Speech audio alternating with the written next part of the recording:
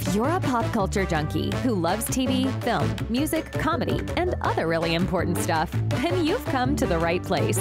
Get ready and settle in for Classic Conversations, the best pop culture interviews in the world. That's right, we circled the globe so you don't have to.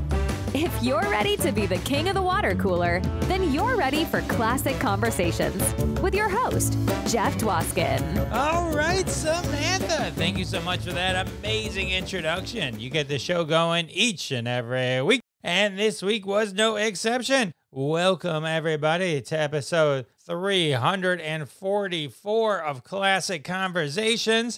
As always, I am your host, Jeff Dwoskin.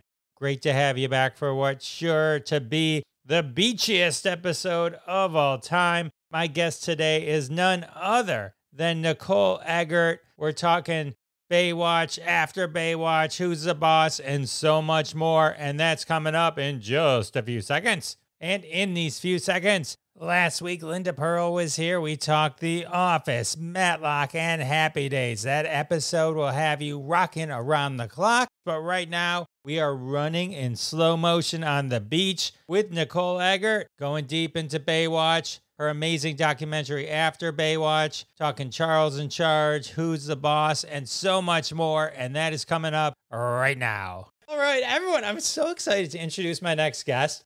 Actress, producer, loved her in Charles in Charge, Who's the Boss, Baywatch, and so much more, including the new documentary, After Baywatch, Moment in the Sun. Please welcome to the show, Nicole Eggert. Hello. Hello, hello, hello. So fun. I had watched the After Baywatch documentary, and then I was like, oh, I think I'm gonna email Nicole. Well, I'm glad you watched it. Did you like it? What did you think of it? Was it different than what you expected, or? I enjoyed it. It was interesting kind of going back and looking at it because there were times like everyone had different looks. Like I think there's at least 3 Nicole Eggert time frames in there. And For sure. So that was interesting so I was never 100% sure. I mean, sometimes it was clear if you were talking about something that just happened, which was the archival footage and stuff like that. But it weaved together really, really nice. Kept waiting for something from Yasmin Bleeth, but nothing. Nothing. We tried really, really hard. She's just not interested in being in front of the camera. She's just really resistant to it, which is too bad because I know people love her so much and want to see her. And yeah, so we were hoping at some point, and then no, didn't happen. I think Chandler Bing was a big fan of Yasmin. Yes, right. Yes, they talked about Baywatch all the time. Joey was my fan and Chandler was Yasmin's. Yeah, it was funny. Funniest to me, Friends reference to Baywatch was when they stopped living together. And then the new guy moves in with Chandler and he's trying to explain to the new guy why Baywatch is awesome because he doesn't get it at all. Oh, I haven't seen that. I need to check that out. That's really funny. I love that. So was there nothing new from Pam Anderson in there also? So when we sold to ABC, they had this interview that they had done with her about Baywatch and they had never used it. So had been sitting unseen for just a little, it wasn't really that old. And so they said, we're going to use that. Let's put that in. And it worked. I mean, we tried to get Pam so many times. We started way pre-pandemic. I mean, we started in, I think, 2019. And she said she wanted to do her own documentary. And she did. She shot hers and we all saw it. And power to her, and she wanted to just do her own thing. So, that's fine. Everyone has their own thing.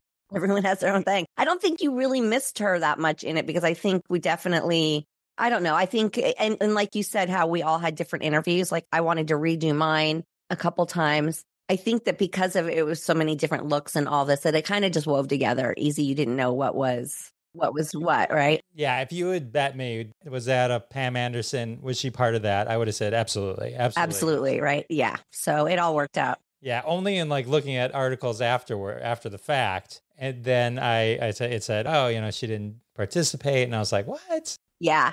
It was impressive how many people, you were a producer of this. So was this partly sorry to jump backwards for a second. I just want to, okay. Was this partly your idea as well to pull this all together? Yeah, it was Matt and I talking one day on the phone, and I had been trying to put together a show with some of the women, and it was it kept turning into a reality show. And it just wasn't feeling right. We met with a lot of networks and it was all reality stuff. And Matt said one day, why isn't it a documentary? Because we were talking about documentaries. We're both big buffs. I said, oh, well, what does that look like? Let's talk about that. And we just started brainstorming moving forward. And I said, listen, if David Hasselhoff says he's going to do it, let's go. All shots are fired. Let's go. And I called him and he said, yeah, he said he would do it. So we rolled from there. Well, if the Hoff is in, then yeah, it was very enjoyable. I found it by accident, I think. It was just Hulu was promoting it, when they were doing it. And usually it's the opposite. I was like, oh, I'm talking to Nicole Eggert. I'm going to watch stuff, This, this happened the opposite. That's good. I like that. Which is nice, right? And so, it was interesting because like my daughter walks in, she goes, why are you watching this? I'm like, guys, this is, you got to like put it in the framework of, all she sees is dad watching a bunch of people in the sexy bathing suits. Yeah. I'm like, you don't understand. This was the number one show in the world, like in the world, in terms of pop culture moments. Baywatch sits, at the top, become even, I think, more iconic as time has gone by. So in that framework, I loved it. And it was interesting to me. I know the women had similar comments, but to hear the guys talk about the body issues and like trying to stay and being in those swimsuits themselves, because you don't usually hear it from the guy's point of view. It's always, it's usually the women because they're the ones being objectified and all that kind of stuff. And it's like, it was interesting to hear it from the guy's point of view too. It's almost like, I don't know if you agree or not, it's almost like the guys cared more than the women, or they were more competitive about it. And they were, the guys are funny. But I guess because very rarely do they have to like strip down and be in a Speedo. That's usually the woman's job, right? So like rarely does this happen for them. So I think it's good fun to watch them struggle with it too. Well, I think David Hasselhoff said it best in one of his interviews where he says, I'll shoot the scene and then I go, stop breathing. Yeah. He lets out because he's been holding his whole stomach in and stuff like that. Yeah. But I can imagine it. I mean, you're a guy around all these beautiful women, all these beautiful people. It's like, I guess it goes both ways. Anyway, so congratulations. Was there any stories that didn't make it into the documentary? There was a lot of stuff that didn't make it. I mean, we have so much footage. It's unbelievable. We could probably do a whole nother documentary. But I think that all the important things got in. Everything that truly like matters and is colorful and is new. I think a good story that didn't get in that I was kind of hoping did is Gina Lee Nolan talking about her sex tape. And I was like, a lot of people had sex tapes back then. She was affected too. It just wasn't as, I don't think it was as publicized. So we don't know about it as much. So I kind of like that factor. But she was, equally violated, do we call it? I don't know. I don't know what we call that when somebody gets a hold of your sex tape. I think violated is a good word. It's a good word, right? I think it's a good word. It was interesting the impact Pamela and Tommy Lee's had on the show, and both kind of making it so hard for her and then also escalating. Yeah. I'm glad I was gone by then because that would have been hard to watch. That would have been sad to watch, I think. I mean, the violation there, it's just horrible. I watched, did I watch a documentary? Maybe I watched the one where Pam didn't like, where they had reenactments of it or whatever. Also on Hulu. Yeah. But I mean, it's such a violation. So horrible. Yeah. So you're good friends with Jeremy Jackson? Yeah. His story, your story. It was nice that you didn't, some of the focus wasn't on the folks you would have expected to be. It was interesting to, I didn't know much about Jeremy Jackson's journey. A lot of people say that, but he did get a lot of press and has got a lot of backlash from his story. So it was really great to see him be willing to be open and honest about it all and for people to receive it, because I think there was this stigma. It's like either you heard about his story or you didn't. And if you had heard about it, you just thought he like did drugs and did something bad and was in jail and not really, understanding the whole spectrum of everything that the guy's been through. Right. Yeah. He wasn't on my radar. I mean, in my defense, early 20s, there were other cast members on my radar. 100%. Yeah. Would have been a little worrisome if he was the one on your radar. Well, it was just that would be a whole different topic. But it was interesting to see the impact of him as such a young child and then growing up on that show. But it was interesting to kind of hear about all of the issues that people had and all that. It was a very interesting perspective, the whole documentary. Yeah, because I think a lot of times people, they say, oh, Baywatch, beautiful, and something bad happened to them, like boo-hoo. You hear a lot of that. And it's just like, well, wait a minute, slow down. And I think now, today, luckily, I think people are in a receiving mode. They're listening, they're understanding, we're much more compassionate. And it just was good timing to let everybody just, tell their journey. Because it hasn't been so easy for everybody. It can be tough, even when you're, so pretty, quote unquote. It's just, yeah. So I'm glad that got across. I know, Nicole. I grew up. It's been a rough life. When you're this adorable. It's rough. It's rough. People just expect everything's perfect. You were also very open about a lot of things. Charles in Charge, Scott Baio, but also cancer diagnosis. Mm-hmm. I say you're looking good. Thanks. You're looking good. How are you feeling?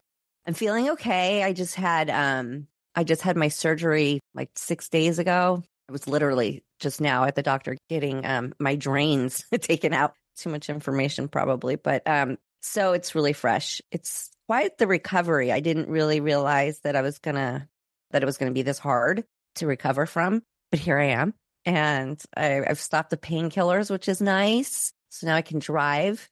Yeah, and then I'm just waiting to heal a little bit, and then I'm going to go back and do some more treatment, and then I will do surgery on the other side, and then hopefully be done with this at some point by next year.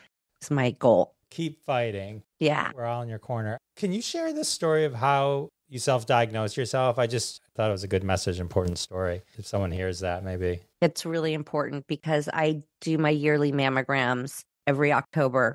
I am a woman, and this is very common with men as well, that I have dense breast tissue.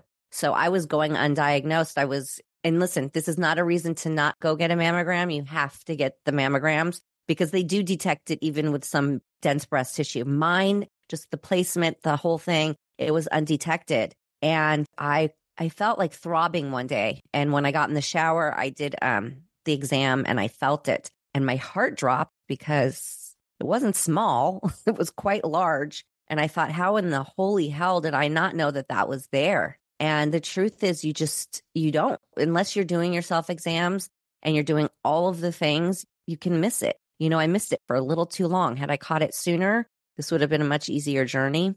So I have this saying that says, I tell people to fill themselves up. It's the best thing you can do for yourself. Fill your partner up, fill yourself up. Men, women, you've got to get to know your boobies. You've got to know what they feel like. I just didn't do that. I didn't do the self-checks, and I really regret that part.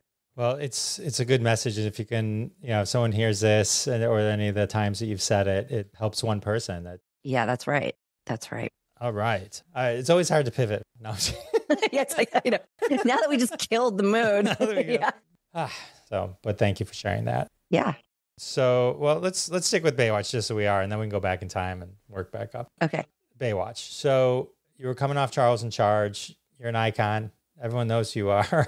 And so did Baywatch just seem like the right thing to do at the time?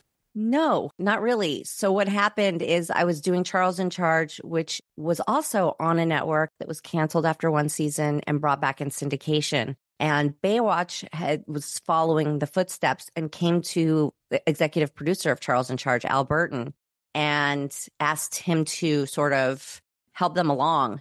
And he went on as producer, and he wanted to do a spinoff, and it would be like a young high school show at the beach. So sort of like 90210-esque by the beach. And so that's how I got involved. And he said, and I want Nicole to be on it. So we moved over there thinking that there was going to be a spinoff, and the show became the huge success that it is. And they said, we don't want to mess with it. We don't want anything to change. They shot the pilots, but they just aired them as episodes, which was super weird. But anybody who is, really was into the series, they would know what I'm talking about. Elizabeth Berkley was in it. And we shot it at a high school. It was very much about my school life. When I realized that wasn't really happening and they just wanted me in this machine that they had going, that's when I left the show, because it did not seem like a good idea for me at all. Even though it's huge, it's like billion people watching the show. I know. The integrity of the job you wanted versus what it was. And you know what? I was so young and like so all about like my vision that I didn't care that it was the number one show in the world. I was like, get me out of here. And everybody, are you crazy? Are you crazy? And I said, maybe. But it just seemed to me that also everything sort of changed once that show became so popular. Different casting directors were calling. It was not the same. It just, everything sort of changed. And I was like, well, wait a minute, the same jobs weren't there. The same auditions weren't there. Just, we were at that time Baywatch bimbos. That's what all the headlines read, Baywatch bimbos. And it was this number one show in the world that nobody would admit they watched. And, everybody hated it, but somehow it pulled those ratings. I got scared of that part too, because I had really cared about my career and I felt like that show. And I suddenly felt myself not really caring about my performance at a certain point. And I said, this is when I definitely know I have to go. Like I need to get out. So I did leave the show. No regrets. So originally, though, if they're talking about your school, then were you originally not even supposed to be a lifeguard? Right. I was supposed to be a girl that moved to Los Angeles, had never seen the ocean, had never seen the beach, but wanted to be a lifeguard. She was on the swim team.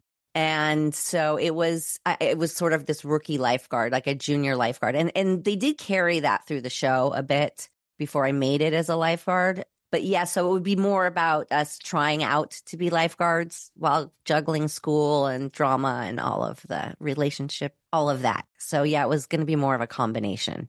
Sounds like a good show. I know.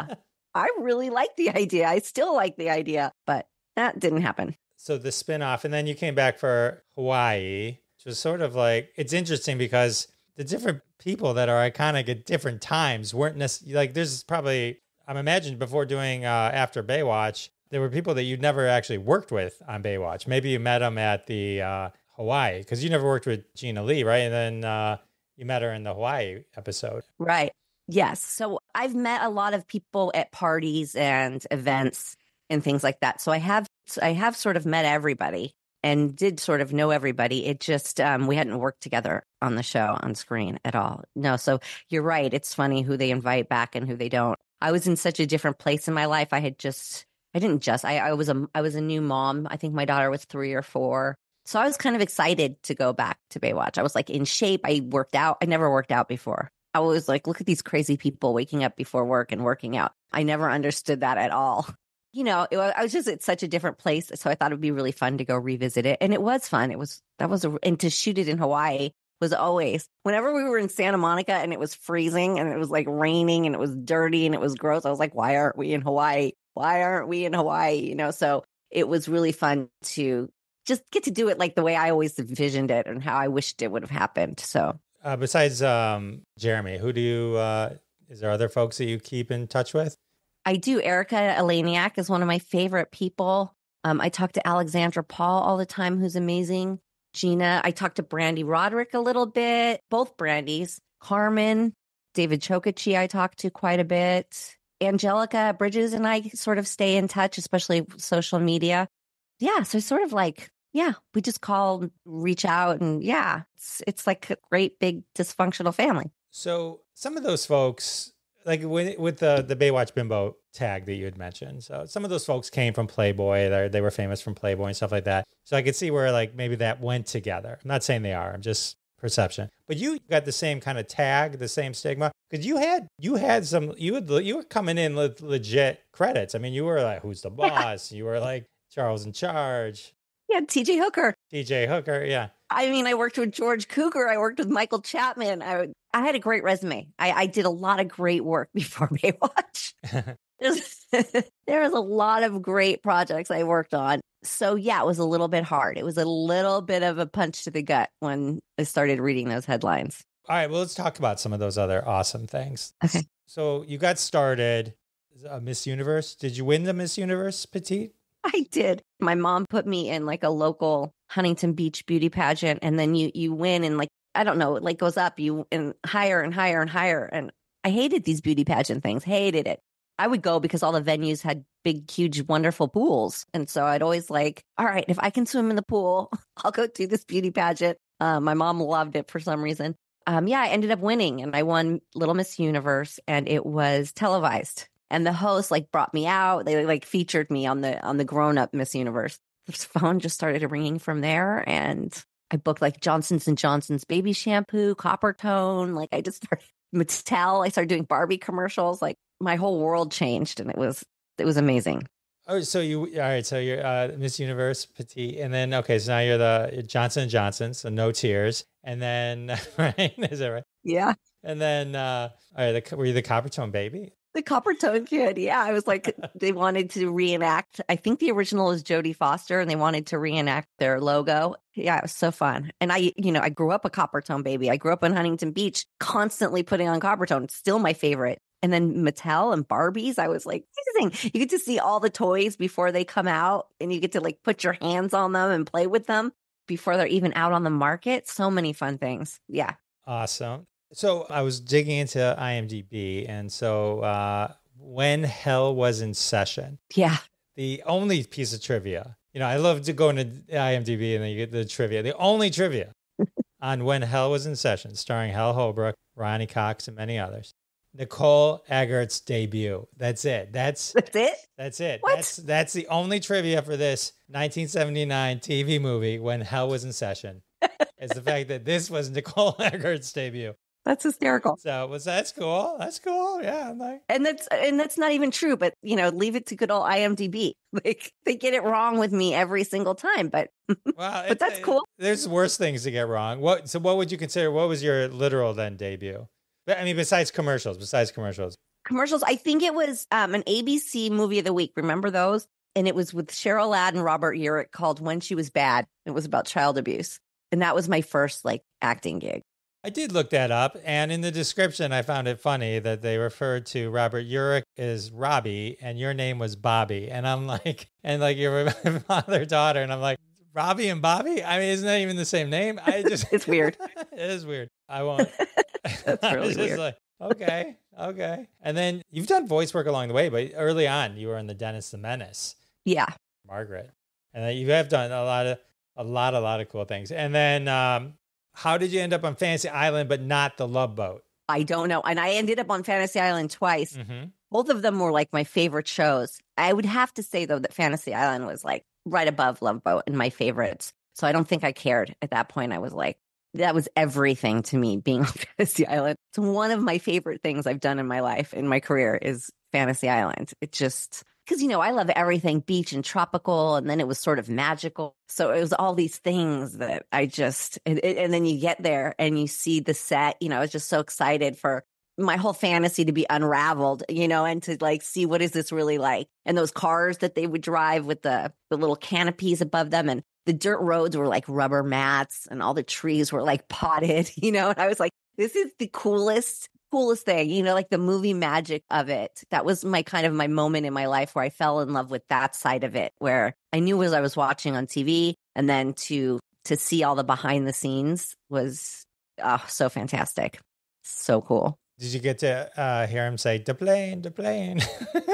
Oh, yeah. Hervé Villechaize was one of my favorite things about the whole deal. We were like two kids running around playing, and we would like leave the set and go play around the lot. And I always remember he always had a gun, and it was for his protection, for his self-protection. And it just was just the weirdest but most fun experience ever. Like Hervé Villechaize was like my best friend for a week. It was weird and cool. It does sound both weird and cool. Yeah. Yeah, it is. Okay. So you mentioned TJ Hooker. You were Chrissy Hooker. Yes. TJ Hooker's daughter. Yeah. William Shatner was your TV dad. Yeah, he was. He's really great. We ended up being recast because we got too old looking for what he wanted, in his age. Whatever happened. And we aged out of that. At like 10. You're too old now. You're too old. Get lost. Go kick rocks, kid. Yeah. Oh, that is funny. Have you ever seen William Shatner at a con or anything since? Do you know, I really haven't, but I was on the phone or something with someone one time, or someone was with him somewhere and left me a message or something, which was very cool. And he said hi. I would love to run into him. He was like true movie star to work with in those days. He was the guy. He was a movie star. even though it was TV. Yeah, right. He was, Captain Kirk. Yeah. He was at a Comic-Con and we just went to see his panel. And I mean, he just sits down and he just starts on story after story after story. It was so great. All right, sorry to interrupt, but I have to take a quick break. I got a sunburn. I was laying out in the sun trying to impress Nicole, and that did not work out well. So I'm going to take a quick break, but I do want to thank everyone for their support of the sponsors. When you support the sponsors, you're supporting us here at Classic Conversations, and that's how we keep the lights on. And now back to my amazing conversation with Nicole Eggert. All right, let's continue through some more of your awesome stuff. There's what I call the nostalgia period, where you appeared in... I'm going to lump in a reality show. I Dream of Jeannie 15 years later, the new Leave It to Beaver, Clueless TV show, and then the real Gilligan's Island. You played Ginger. Oh, yeah. Oh, good Lord. Scary. Sort of bring it back to life, some of the classics. And Clueless being the more modern of those classics, but... Yeah. Yeah, the Gilligan's Island was a trip because also one of my favorite shows. Would love to be on Gilligan's Island. And so when that came about, they wouldn't really tell us much. It was in the beginning when reality was just sort of breaking out. It was like a reality competition thing that was just, they left us in the middle of like the jungle in Mexico near Cancun. And yes, the little village looked just like Gilligan's Island, which was cool during the day and scary AF at night, like so scary. I don't even know. And they left me in this like long gold ball gown. And then there was like physical things we had to do, like swimming and running and everything. So I was just sitting there like, how am I going to get rid of this dress? So I was like finding things to cut the dress to make the dress shorter so I could actually move my legs and not drown underwater. They ended up finally giving us a bathing suit, but it was very weird and it was scary. And there are a lot of crazy critters in those jungles, both human and animal in those woods, in those jungles, and whatever you call that. It was scary. There's black panthers out there. There's some weird rabbit looking thing that they're like, stay clear of that. I don't even know what it was. Snakes like everywhere. So many snakes. And then you have like drugs washing onto the shore where all the turtles have just laid their eggs. And it's like beauty meets the real world. And then you see military guys in the early hours, like walking up, patrolling the beaches. It just was another so beautiful, so fun, so weird experiences. It was crazy. So I had to go back to that part of Mexico so that I could enjoy it. So I could go there and it'd be a resort from beginning to end because it really is a beautiful place. I was so scared. It was so scary. How was Barbara Eden to work with on I Dream of Jeannie? Amazing. I didn't get to spend so much time with her, but again, a movie star. I loved I Dream of Jeannie too. I grew up on that show. One of my favorites. I love her to death. So that was a huge honor. And yes, it was years later. So it's interesting when you go to these things as a kid and you're like, you don't know what to expect. You don't know who's who. You don't realize that people have aged and, all of this stuff. I remember being on the Leave It to Beaver and looking at the pictures on the wall going, I don't know who, who's who, because they were all like grown men that were the original cast. It was just funny trying to put it all together without asking and, being rude. But it's, and then finally by the end of the day, you have it all figured out. It's just, yeah, but Barbara Eden, amazing. Just one of my faves. I just discovered some Barbara Eden videos on YouTube where she's singing. Oh. I guess she was a singer. Like, Google Barbara Eden, Son of a Preacher Man, when you get a chance. Oh, I definitely will. Well, those recording contracts were going around like the sex tape contracts were going around. The 80s, it was recording. I got record offers for record. I was like, yeah, you've never heard me sing. This is something terrible. This is a terrible thing that should never be recorded. And they said, it doesn't matter. It doesn't matter. Everybody does it. I was like, well, it matters to me because if anybody ever asked me to sing, or that means I can never perform live, like it matters to me. So I never did it. Same with the sex tape. I never took one of those offers either, but they were throwing them around like candy, like it was nothing. So I'm not surprised she has an album. Oh, they were trying to solicit sex tapes? Oh, for sure. Yeah, I would get offers. This is what it's going to look like. This is how much you'll make. This is where it will go. I was like, what are we talking about here? Oh, God. Is this a real phone call? Is this really happening? Yeah. Oh, man. Okay. And this is pre-Diddy. Yeah, this is way pre-Diddy. Nobody's offering me that now. That's not happening now. All right, so you went through all those, bring back all the old shows. That was such a great time. I loved living through that period where they brought back all the movies where they'd bring back all those folks. So it was fun. And then Who's the Boss? Another iconic show. 7 episodes or so. Alyssa Milano. Yeah, I left there to go do Charles in Charge. Yeah, Alyssa Milano had moved here from New York to do the show. They really wanted her to have, friends and like meet people. And then they thought, it all kind of went well, that have friends in real life, and introduced that she just moved to a new neighborhood on her show. And and I was lucky enough to be cast as her friend, Marcy Ferguson. And it was my first experience really doing a lot of that 4-camera stage shooting like that, which really doesn't exist anymore. And it was just so much fun. So it was and the best people to learn from. That cast is just like, I don't know if you could add, like you couldn't pay to have better teachers, and to watch better actors do their thing and, learn from. So yeah, I was very blessed to get that show.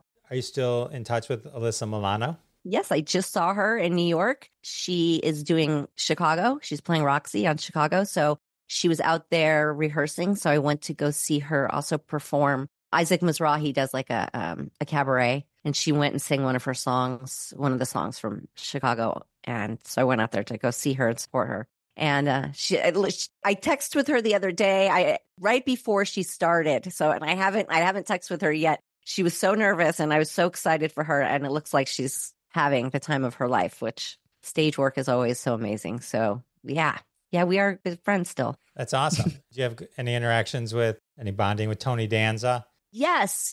He was amazing to work under, and he was so kind and so funny and brought such a good energy all the time to the set. And I have not seen him in many, many years, but anytime I did run into him after, he's just always he's such a professional. He's just such a good guy. He's one of those good guys. I met him at a Comic-Con. He was so nice. He was so nice, right? So nice. I was like, oh man, this is a nice guy. Okay, so you leave there. Charles in Charge, you mentioned it for a second, but like the first season, just like Baywatch, where the season existed, and then they pretty much revamped the entire show. And then in the revamp, I guess you mentioned it went into syndication. That's when you came in. Had you even been aware of it prior, or once they revamped it, it got on your radar?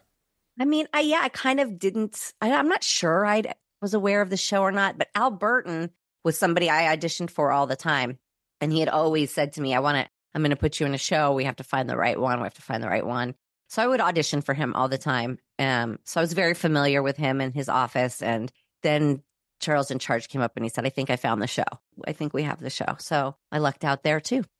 Charles, would you say Charles in Charge is where you rose to iconic status? Is that fair? I would imagine. I think that's when people started, I was finally like a regular on a show in people's living rooms. So I guess so.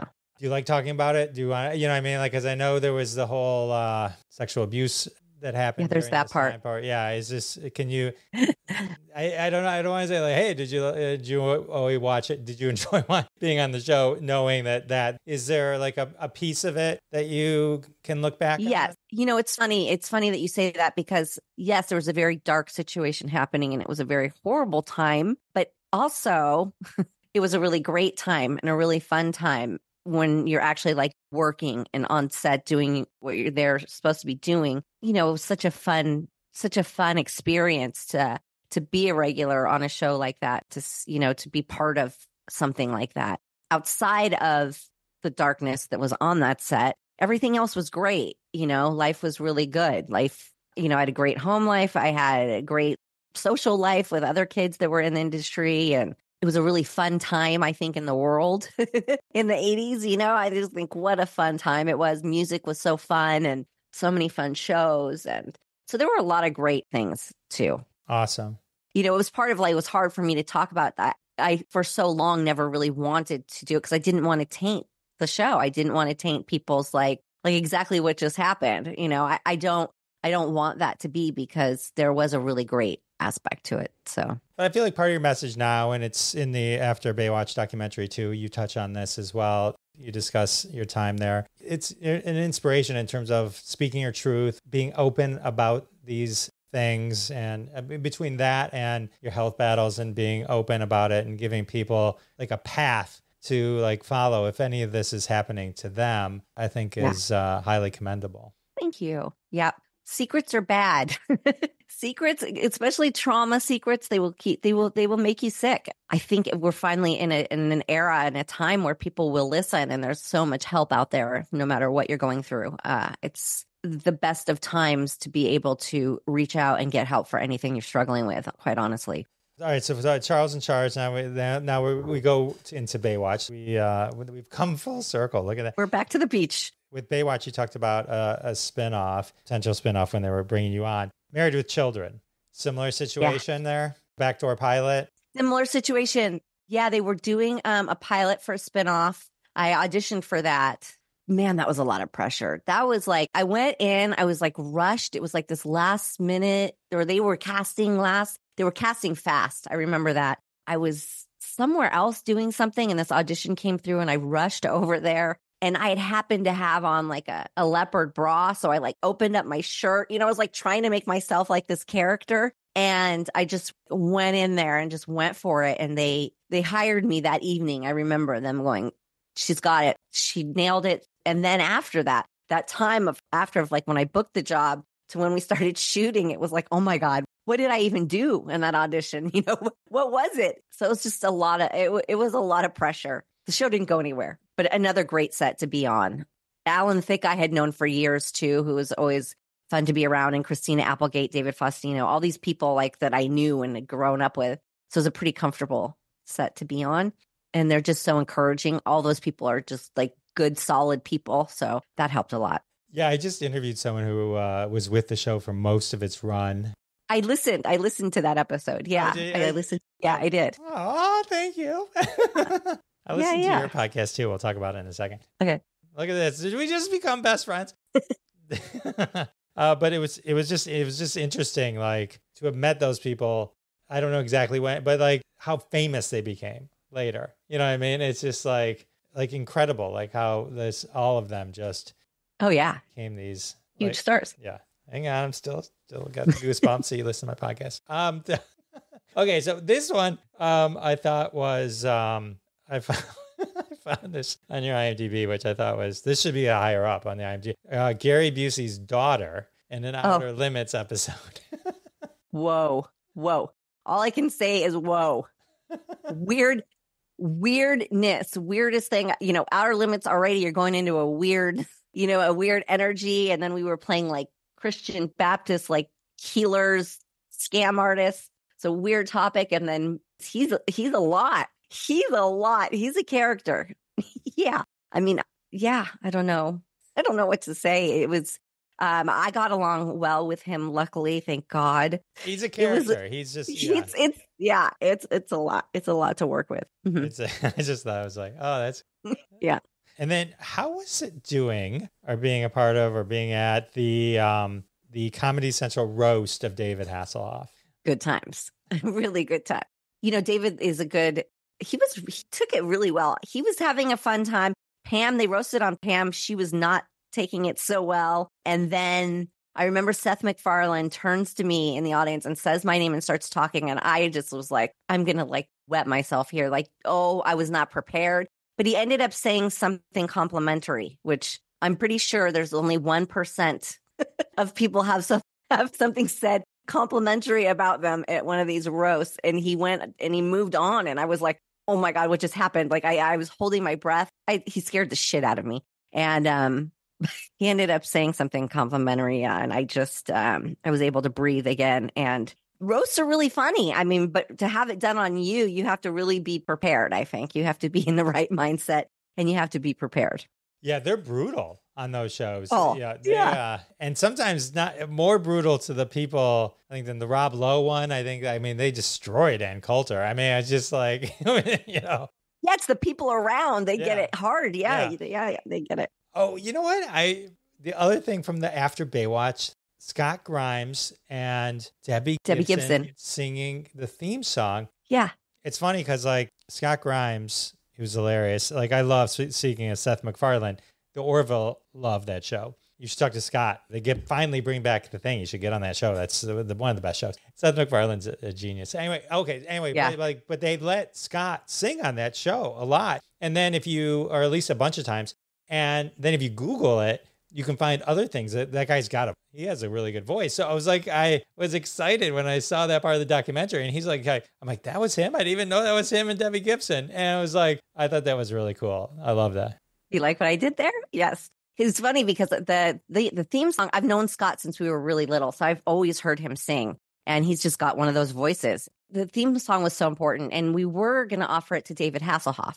And, everything's a blessing. I swear to God, every time you hit a wall, things are blessings. And so I thought, who could sing that song? Like, who could carry that note? And Scott just popped into my head, and I was like, Scott, he could sing that song. Because it's not an easy song to sing at all.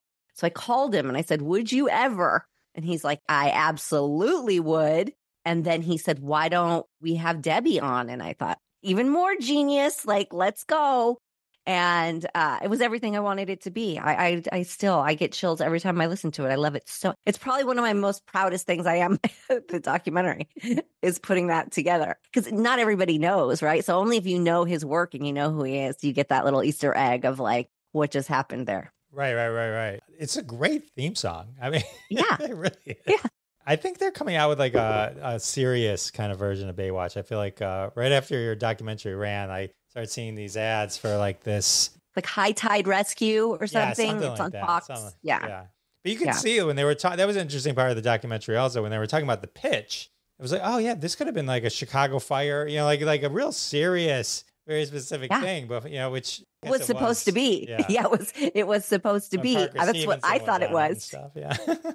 Yeah. And that's where when I went into it, that's what I thought it was. So, imagine my shock when Pamela Anderson, who I already knew as well, steps out in like full glam. And I was like, does she know she's going in the water? They're like trying to put mascara on me. I was like, guys, I'm jumping in the water in, a few minutes. Like, I'm going to look crazy. No makeup. I was totally on the wrong page. So I agree. What a fun concept.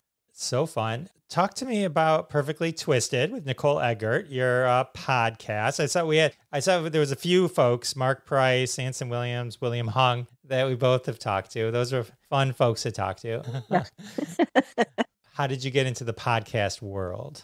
People have been saying to me, I always get like, I would always get, have you written a book? Do you have a podcast? Have you written a book? Do you have a podcast? I was like, no, I haven't written a book. No, I don't have a podcast. I was talking to my friend who's my co-host, Dave Palais. I did his, and he said to me, if you're ever really, truly interested in doing one, like I can help you out and show you like how to get it started and all of that. And I was like, well, do you want to do it with me? Because that could be fun. And, I started it and I thought, well, let's just see how it goes. And I actually really enjoy it. I actually really have a good time. It's really opened me up and made me much more comfortable talking for a certain amount of time. I used to be very like, I don't know, and then like exhausted by the end of an interview, like so ridiculous. So it's really taken like a lot of that pressure off and made me be able to just be more comfortable in this sort of setting. And just the things like that we talk about and that we learn and the people I meet, it's really kind of fantastic. It's a fun way to be able to reconnect with people. Like, imagine if I just reached out and said, hey, Jeff Dwoskin just wants to talk to you, Nicole. Right. That doesn't work. Right? That doesn't. Hey, Jeff, this guy's got a podcast. He'd like to have you on it. Like, oh yeah, okay. Yeah, let's do it. That seems normal. Okay. Right. But I think podcast is very much, the future. And I think it's very much fun for people to be able to have their own platforms and take it where they want to take it and not having anybody telling them what to do and how to do it. So, I think it's just such a great concept. Yeah, I love it. It's so fun. Is there anything else that you have done that you just, besides maybe being on Sugar Ray's debut album, like that that you're like, okay, this is the thing I do that no one talks about? Is it the dog who saved Easter? You know it. I mean, come on. Again, voice work, back to voice work. You've done a lot of voice work. You are in Duckman. Yeah. I love being in the studio. I really, and I am quite good at when it comes to like ADR work, when you have to, for anybody who doesn't know, when you're shooting a show, especially a show like Baywatch, a lot of times the sound is muffled or not good or really low quality. So we go back in and you have to match your words to your mouth. I'm really good at it. So they always like me and I'm always out of there really fast. But I love being in the studio. It's so fun. It's such a fun place to be. And I can't sing. So there's nothing else that gets me in there except voiceover work. You can't sing, but they still gave you a contract or wanted to. Yeah, they offered me one. They sure did. Fools. They can make anyone sound good, like with the tuning and stuff like that. Yeah, they would have tuned the heck out of it, like Milli Vanilli. But it's like, but for what? I don't know. No. Oh, man. All right. And then the final thing, your Corey Haim era, I suppose. You did 3 movies with Corey Haim, engaged for a short period of time, maybe. And then just working with the Coreys. I mean, that's like, I feel like that's pure 90s. Pure 90s. Yeah. So 90s. Yes. It was funny because he got offered the show Double O Kid, the movie Double O Kid, which is one we did together. And he asked for me to be cast alongside of him. And what a weird script. What a weird show. What a weird movie. But fun. A lot of these sometimes the weirder they are, the more fun it is. Because you're like, what am I doing here? What's going on? I think I was on roller skates for most of the movie. But anyway, so we were shooting that together. And then Blown Away came up. I think it was, Blown Away came up. They knew we were working together and they offered it to both of us. So we went out to Canada. We were shooting Blown Away. And then Just One of the Girls, which we did, knew that we were both out there working together and offered us both the project. So we stayed in Canada and went over and did Just One of the Girls. Also called Anything for Love. Oh, it is? Oh, yeah. I didn't know. Unaware. Yeah, I didn't either. I was like, wait, I thought there was only 3 movies and there was 4. And I read, the one was released. They renamed it. It was both names. Did you guys, I mean, you're pretty intimate, at least in Blown Away. I mean, is it easy to fall in love with people that you're working with? Like in that sense when you're, or is listen, it more I knew awkward Corey. when you're doing film? It's a bit of both, to be honest. And I knew Corey from when he first moved to Los Angeles, when he did Lucas. I met Corey right away and we were all friends. Scott, Corey, Alyssa, Christina, Applegate, all of us, we were all in the same crew. We all hung out together. We all became fast friends. So I'd known him for a long time. We had sort of dated as 13, 14-year-olds. And so, this was us later in life. And we started messing around, being together again on set. It happens on sets. It really does. It's like, it's not a habit. I don't like to make it a habit. I haven't had many set romances, let's put it that way. But he and I, yes, we did start getting involved and he proposed. And then we got back to LA and, reality sets in and like, wait a dang minute here. We got to figure this out. So, but I mean, I loved him dearly. Yes, quite a loss. I mean, but if you were going to pick a Corey, that's the one. For sure. Yeah. Yeah. Nicole, thank you so much for hanging out with me. This was so much fun to hear all your stories. I appreciate you very much. Thanks for having me. I enjoyed it myself. Awesome. All right. Go listen to all my podcasts. Okay, I will. I'll go put it on. I will. You're awesome. Thank you. All right. How amazing is Nicole Eggert? So amazing. Definitely check out her podcast. Check out the documentary After Baywatch. Go binge Baywatch. Go watch anything. So much Nicole Eggert content awaits you. Dive in. Get it, Baywatch? Dive. Anyway. Episode has come to an end. Thanks again to Nicole Eggert for hanging out with me. Thanks to all of you for coming back week after week. It means the world to me. And I'll see you next time. Thanks so much for listening to this episode of Classic Conversations. If you like what you heard, don't be shy and give us a follow on your favorite podcast app. Also, why not go ahead and tell all your friends about the show? You strike us as the kind of person that people listen to. Thanks in advance for spreading the word, and we'll catch you next time on Classic Conversations.